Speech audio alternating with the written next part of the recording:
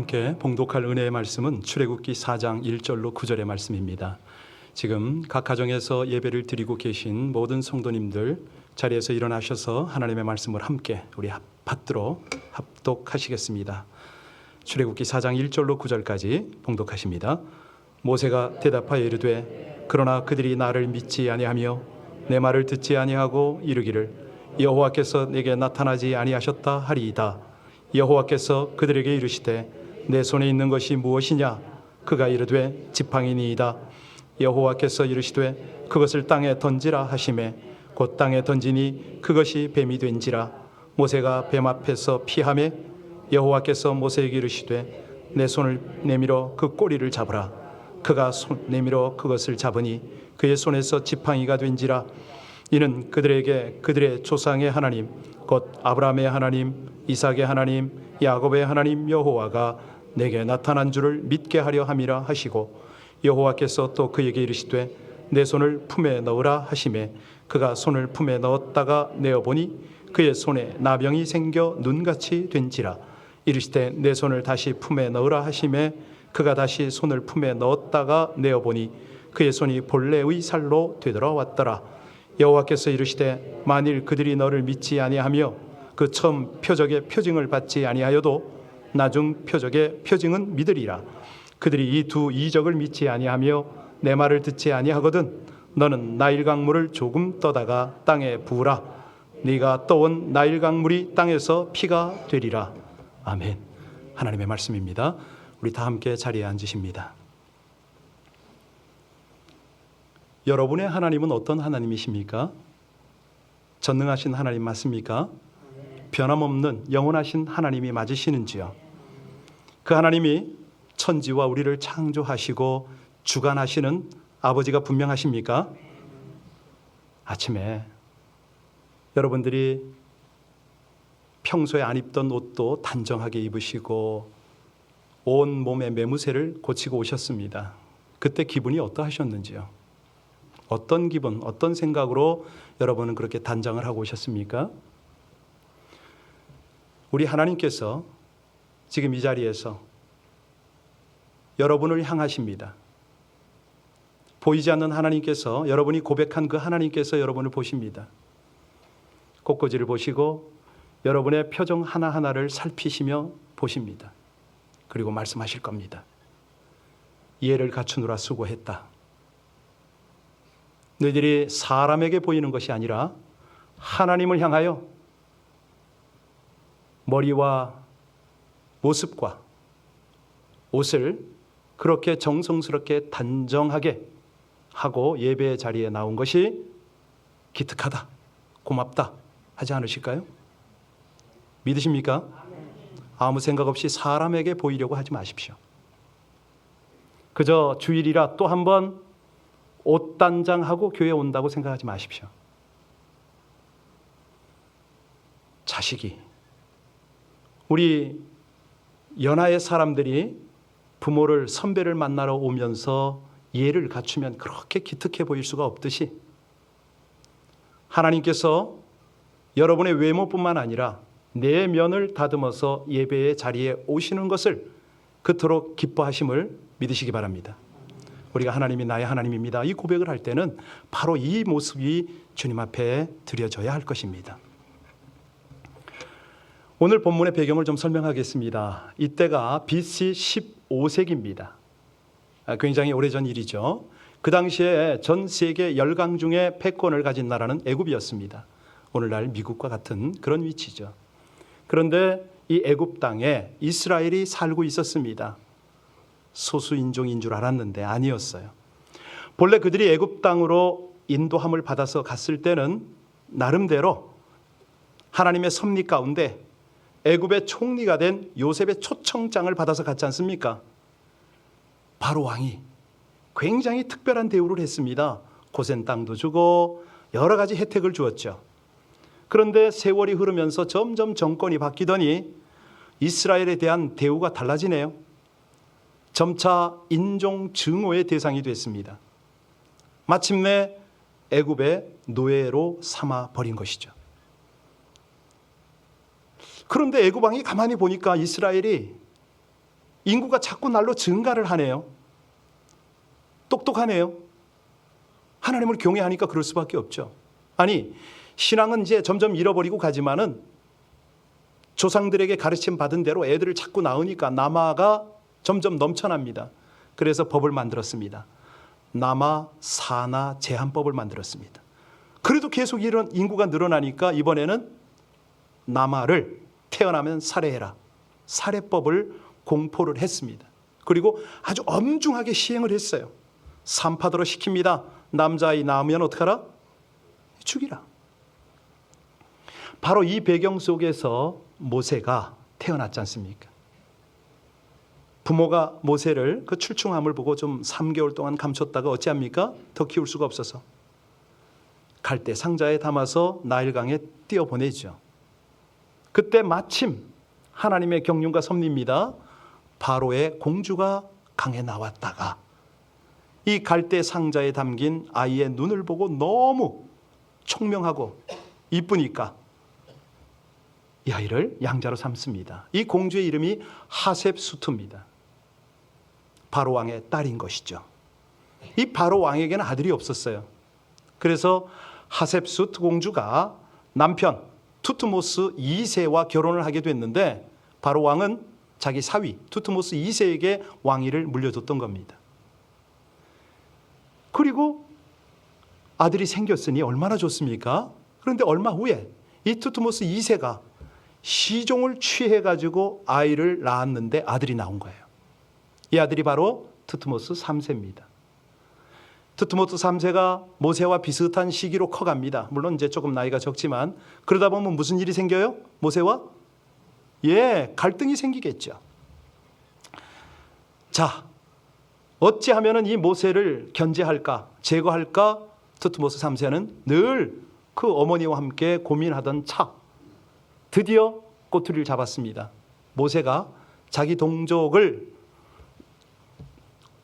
박해하는 애굽인을 쳐서 죽이고 살인했잖아요. 묻어버렸잖아요. 그랬더니 투트모스 3세는 어떡합니까? 옳다, 기회다. 그리고 모세를 쫓기 시작을 했죠. 모세는 그때 나이가 40입니다. 어디로 도망갑니까? 미디안 광야로 도망을 쳤습니다. 거기에서 만난 사람이 누구죠? 이드로입니다. 그 사람이 자기 딸을 내어주면서 사위로 삼은 다음에 자기의 양을 치게 한 것이 모세의 인생 여정이었습니다. 모세가 40년 동안 광야에 있었잖아요. 그러면 어떤 모습일까요? 애굽 왕궁에 있던 왕자의 모습이 찾아볼 수가 없는 거예요. 그 위용, 품이 다 사라졌습니다. 어느덧 나이는 80이 됐고 그의 직업은 뭐라고요? 양치기 노인입니다. 그리고 인생 말년을 서서히 준비하고 있었던 거죠. 바로 그때입니다. 그때 출애굽기 3장에 보니까 하나님께서 모세를 만나 주시는데 어떻게 만나 주십니까? 그렇죠. 떨기나무에서 타지 않는 불로 모세 앞에 나타나셨습니다. 그리고 모세 보고 부탁한 게 뭐죠? 내 발에 신을 벗어라. 야, 모세야, 몽땅 다 내려놔라. 우리 한번 너와 함께 허심탄회하게 한번 대화하자. 하나님이 모세를 그렇게 만났잖아요. 그때 하나님께서 모세에게 부탁하는 게 뭐죠? 내 백성 이스라엘이 애굽에서 고통 중에 있으니 네가 가서 그들을 구출해내라. 이렇게 말씀을 하셨어요. 모세의 대답이 뭐죠? 내가 누굽니까? 내가 어떻게 바로에게 갑니까? 내가 어떻게 무슨 힘이 있다고 이 늙은이가 이스라엘을 애굽에서 그들을 끌어낸단 말입니까? 이거는 아닙니다, 하나님 하고 이제 3장이 마무리가 됐습니다. 그런데 하나님은 포기치 않으시네요. 계속 모세에게 말씀을 하고 설득을 합니다. 모세는 계속 주저해요. 변명을 합니다. 그런데 우리 하나님 끝까지 인내하시면서 이제는 모세야, 내가 좀 보여줄 게 있다 라고 접근하시는 것이 4장 1절입니다. 우리 1절과 2절 다시 한번 봉독합니다. 1절과 2절입니다. 모세가 대답하여 이르되 그러나 그들이 나를 믿지 아니하며 내 말을 듣지 아니하고 이르기를 여호와께서 네게 나타나지 아니하셨다 하리이다. 모세가 80년이 지나도록 하나님을 제대로 못 만났잖아요. 이제 하나님을 제대로 만난 거예요. 그런데 두려워요. 자기처럼 이스라엘 백성들이 바로가 하나님을 만난 경험이 없다면 내가 아무리 이야기한들 그들이 하나님을 아나요? 그때는 성경이 있었다 없었다? 없었으니까 아무것도 되는 게 없어요. 그러니까 하나님께서 2절에 뭐라고 그러셨습니까? 네 손에 있는 게 뭐냐? 모세가 뭐라고 그러죠? 지팡이입니다. 왜 하나님께서는 모세에게 지팡이를 바라보게 하셨을까요? 자, 여기 죄송하지만 제가 한번 두드려도 되나요? 좋으시는 분 여기 보세요. 예배 시작한 지 5분도 안 됐는데 집중하시고, 네, 우리 각 가정에 계신 분들도 집중하시기 바랍니다. 자, 모세가 지팡이를 가졌다고 그랬잖아요. 왜 하나님께서 모세의 지팡이를 보게 하셨죠? 그렇습니다. 지팡이는 보잘것없는 막대기입니다. 이게 뭘 나타내는 거죠? 자기가 40년 광야에 살아보니까, 이민 생활 40년 지나보니까 나는 아무것도 아니더라 이거죠. 정말 하찮은 존재입니다. 이거를 보는 거예요. 보게 하시는 거예요. 여러분 여기 굉장히 학력 좋으신 분들 많으신데 제가 하나 질문할게요. 국어를 잘하는 방법이 뭐죠? 주제 파악을 잘하는 거잖아요. 그죠? 주제를 빨리 잡아내는 게 국어를 잘하는 비결입니다. 수학을 잘하는 비결은요? 예, 분수를 빨리 알아야 돼요. 그죠?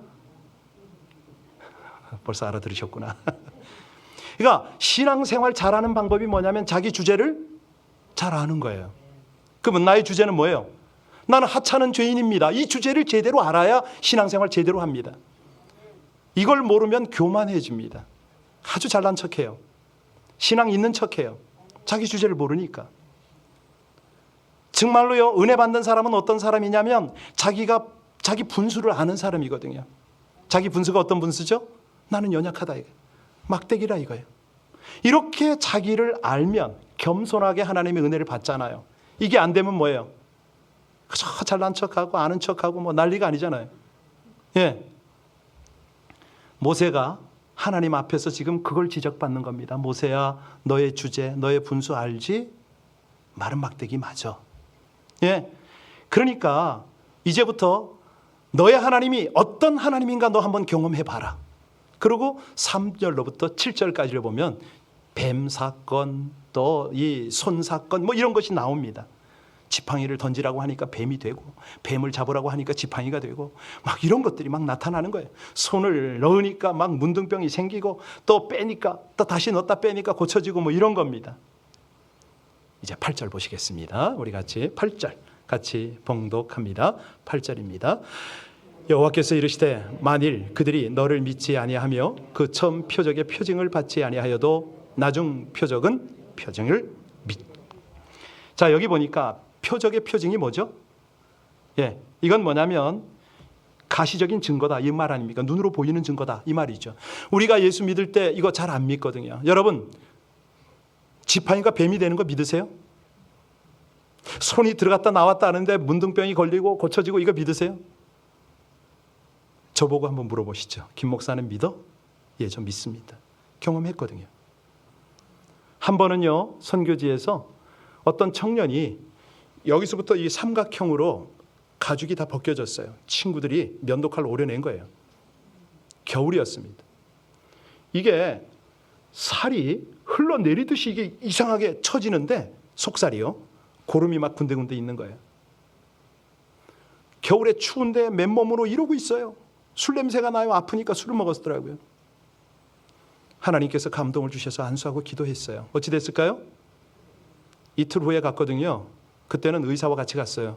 한국에서 온 단기 선교팀 의사인데 그분들이 보고 너무 놀래가지고 사진을 수도 없이 찍었어요. 하나님이 고치면 이런 일이 있구나. 이런 사건, 비슷한 사건을 경험했다니까요. 네. 자, 중요한 건 뭐냐면 모세에게 지금 하나님이 왜 이런 일을 하십니까? 하나님은 말의 하나님이 아니라 살아계신 하나님이다. 전능하신 하나님이다.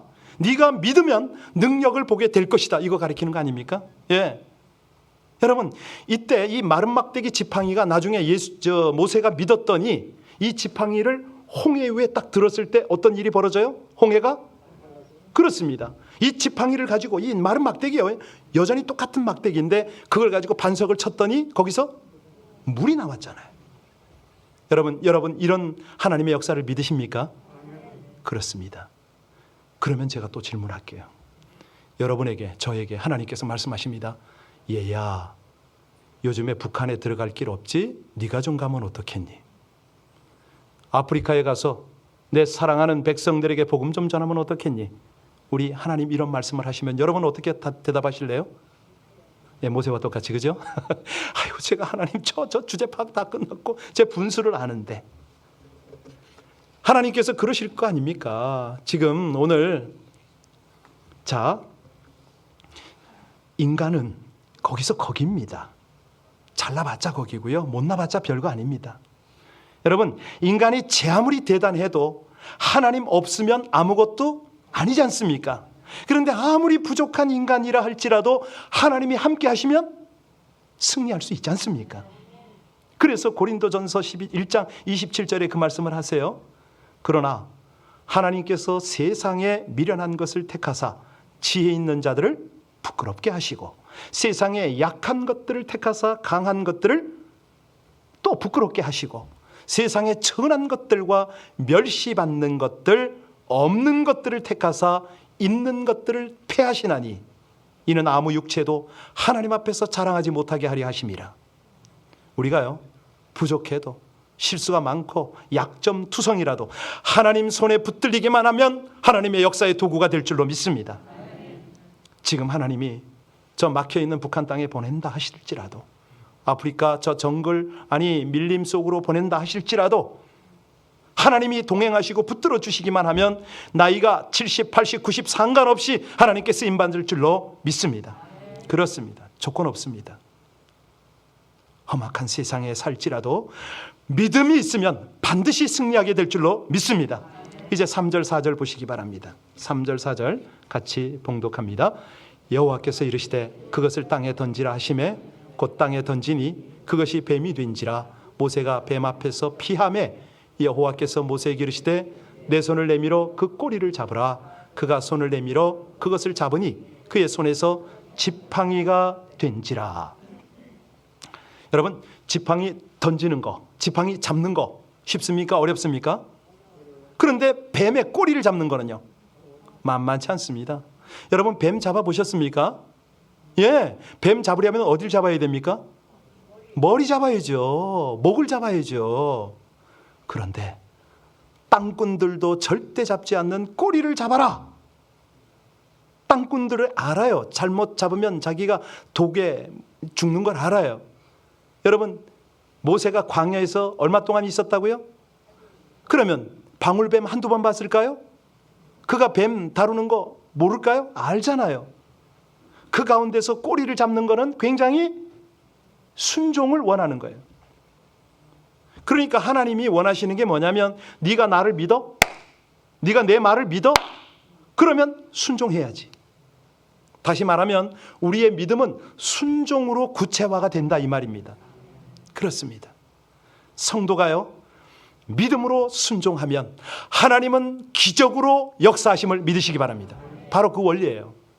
하나님의 말씀에 순종해서 두려움을 이기는 이 훈련을 지금 모세에게 하는 겁니다. 그걸 하고 계세요. 자, 6절 7절도 보실까요? 6절 7절을 보면 이제 손사건인데요, 구체적으로 한번 봅니다. 여호와께서 또 그에게 이르시되 내 손을 품에 넣으라 하시매 그가 손을 품에 넣었다가 내어보니 그의 손에 나병이 생겨 눈같이 된지라.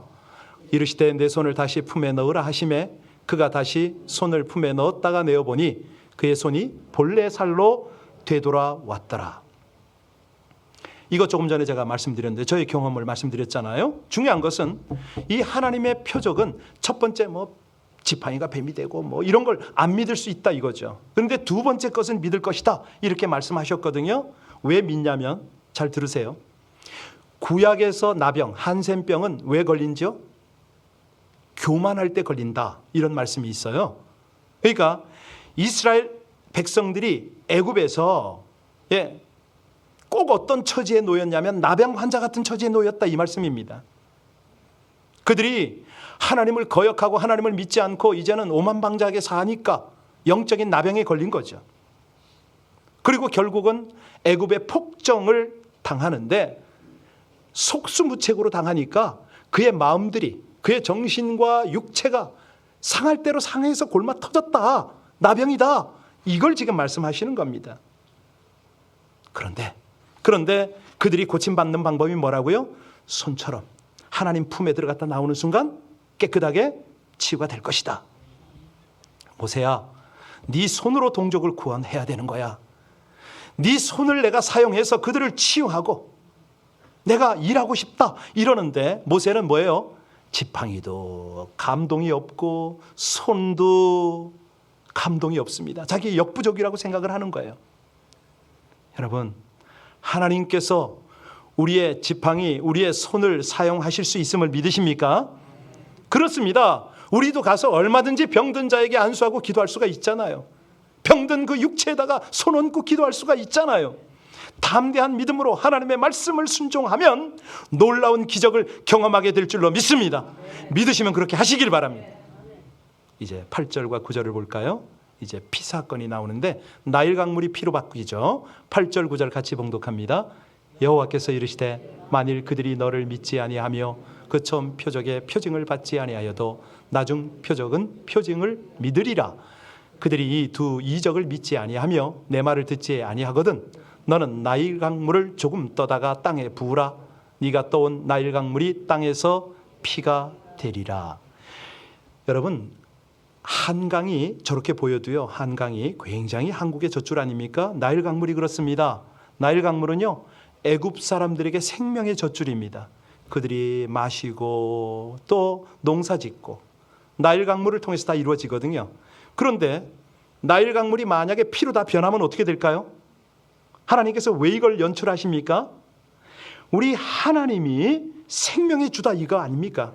하나님이 생명을 주면 살기도 하겠지만 하나님이 왜 이 거역을, 하나님을 거역하는 애굽에 피가, 물이 피가 되도록 그렇게 하면은 이 준엄한 심판이 임할 수 있는데 하나님은 목적이 그거예요. 내가 심판주다. 이걸 알려주고 싶고 깨닫고 순종의 길로 나오라. 이거 아닙니까? 자, 그래서 우리가 하나님을 믿으면 하나님께서는 순종을 보고 우리의 믿음을 본다고 그랬잖아요. 그런데 이 순종은 어떻게 할 수 있느냐? 기도로 구체화가 됩니다. 기도로. 기도할 때 순종이 가능하다 이거죠. 여러분, 출애굽기 17장 앞으로 보시게 될 텐데 거기 보면 광야에서 이스라엘이 아말렉과 전투하는 장면이 나오잖아요. 이스라엘이 뒤에서 공격을 당합니다. 군사력도 너무 열세예요. 그런데 대승을 합니다. 물론 그때 전쟁터에 누가 나갔죠?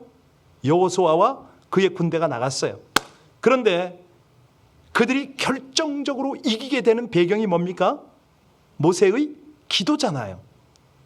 출애굽기 17장 9절에 보면 모세가 여호수아에게 이르되 우리를 위하여 사람을 택하여 나가서 아말렉과 싸우라. 내일 내가 하나님의 지팡이를 손에 잡고, 무엇을 손에 잡고? 지팡이를 손에 잡고 산꼭대기에 서리라. 산꼭대기에 왜 섭니까? 기도하려고. 지팡이를 들고. 그때 이스라엘의 승리가 결정이 된 겁니다. 여러분, 모세가 어떻게 그렇게 승리하게 됐습니까? 그가 궁궐에 있을 때 승리한 게 아닙니다. 그가 광야에서 만난 하나님을 의지할 때 그는 승리할 수가 있었어요. 마찬가지입니다. 여러분들이요, 우리가요, 이 이민자의 삶을 살면서 세상 조건으로 승리할 생각을 버려야 합니다. 오직 하나님의 임재, 그분의 능력을 의지해서 그분의 말씀대로 순종하셔서, 아니 눈물로 기도함으로써 하나님을 붙잡고 하나님의 승리에 동참하시기를 주의 이름으로 축원합니다. 여러분, 잘 보셔야 됩니다. 오늘 2절을 다시 한번 돌아가서 볼 텐데요, 하나님께서 모세에게 묻습니다. 모세야, 네 손에 있는 것이 무엇냐? 모세가 뭐라고 대답했다고요? 지팡이입니다. 아무것도 없습니다. 달랑 지팡이 하나입니다. 이 고백 아니에요? 달랑 지팡이 하나입니다. 80년 세월 살아왔는데 제가 가진 게 아무것도 없네요. 하나님 앞에 보여드릴 것이 이 덕지덕지 낡은 옷과 정말 신발 뭐 쓸모없는 마른 막대기 하나밖에 없습니다. 그런데 우리 하나님이요, 그 지팡이마저 던지랍니다. 지팡이를 그걸 의지하고 다녔는데 그것마저 던지라는 거예요. 놀라운 것은요, 하나님께서 어떤 일을 행하시려고 그럽니까? 그 쓸모없는 막대기 지팡이를 가지고 능력의 지팡이로 바꿔주는 거 아니에요. 여태까지는 모세의 지팡이였다면 이제부터는 하나님의 지팡이로 바뀌는 거예요. 여러분, 하나님께서 오늘 저와 여러분에게 똑같이 질문하십니다. 네 손에 있는 것이 뭐지? 라고 물으십니다. 여러분 뭐라고 대답하실래요? 아유, 저는 목동 아닙니다. 지팡이 없습니다. 이렇게 대답하실 겁니까? 저 아무것도 가진 것 없는데요. 제가 내세울 주제가 아무것도 없는데요. 이제 늙었는데요. 이렇게 대답하실 것입니까? 없는 것, 부족한 것, 잃어버린 것 때문에 고민하거나 불평하거나 원망하지 마십시오. 중요한 거는요, 우리 교회는 벌써 2년 됐습니다마는 연세가 96세가 되고 93세가 돼도 단기 선교 다 갔어요. 사실이에요. 많은 교회 목사님들이 그 모습을 보고 도전을 받아가지고, 여러분 여기 나이가 80이 넘어도 여러 가지 이유를 대면서 선교제 한 번도 못 가신 분, 한번 도전 받으셔야 됩니다.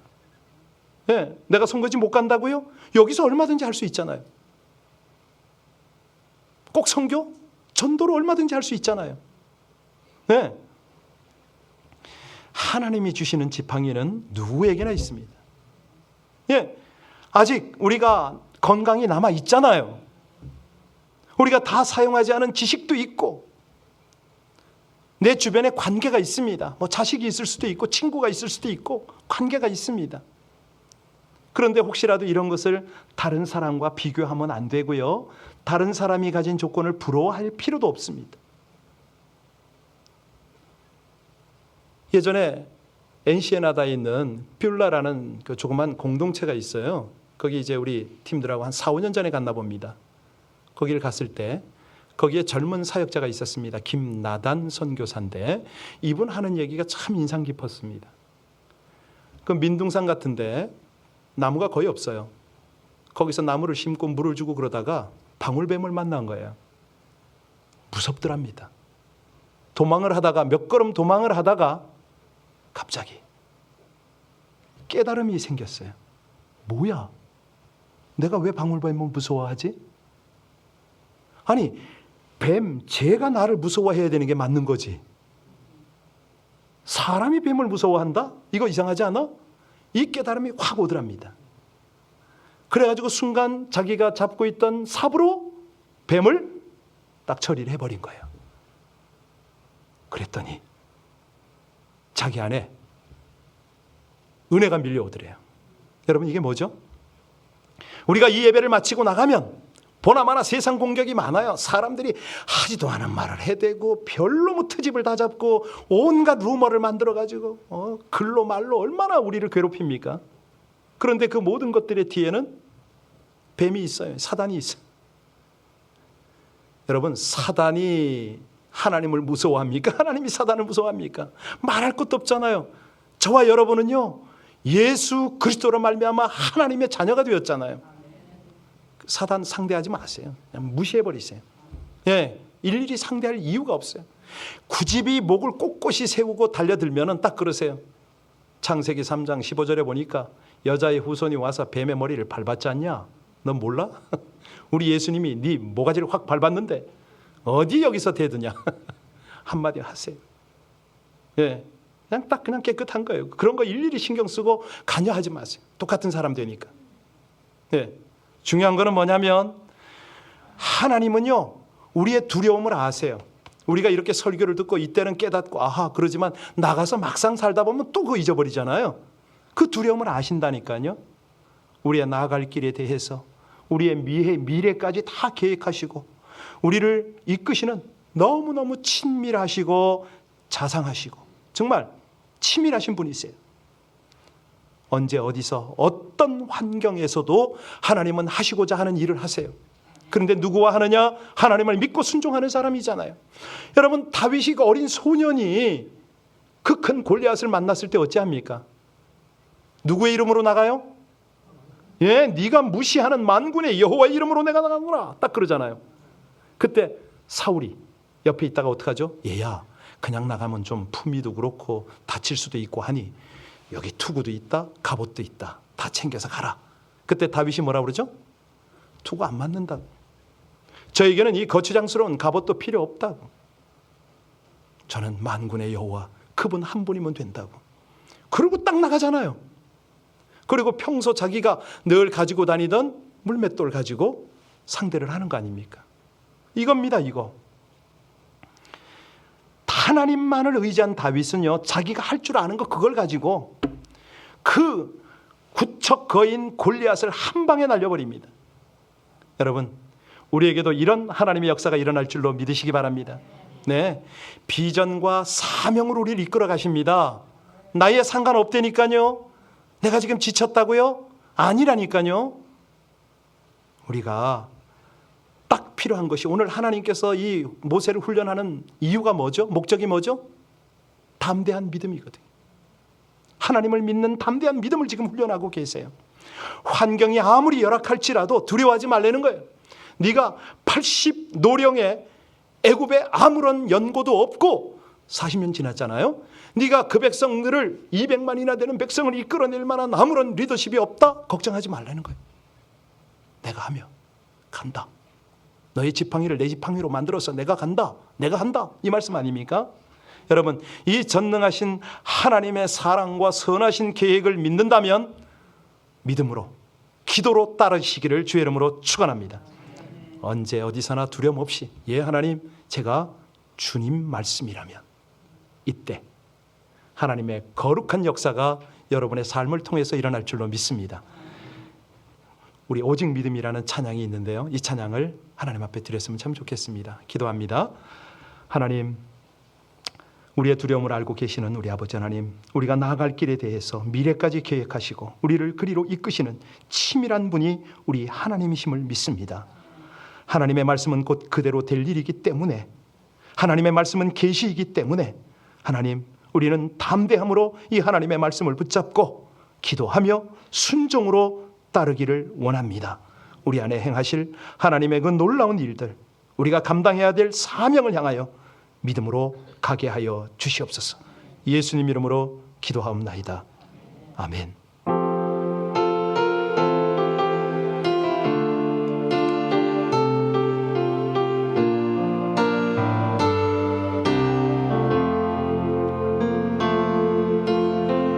세상 흔들리고 사람들은 변하여도 나는 주를 섬기리. 주님의 아시는 분은 다 같이 함께 따라 하십니다. 변하지 않네. 나는 주를 신뢰해.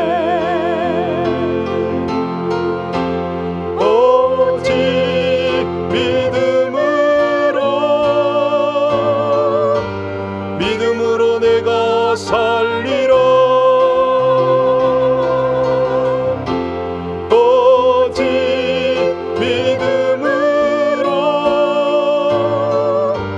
믿음으로 내가 살리라. 믿음 흔들리고 사람들 주를 떠나도 나는 주를 섬기리. 주님의 나라는 영원히 쇠하지 않네. 나는 주를 우리 자리에서 일어나서 이 고백을 함께 드립니다. 오직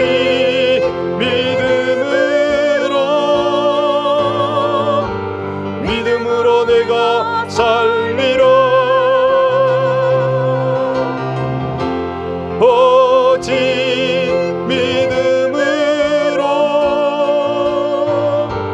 믿음으로 내가 살리라. 오직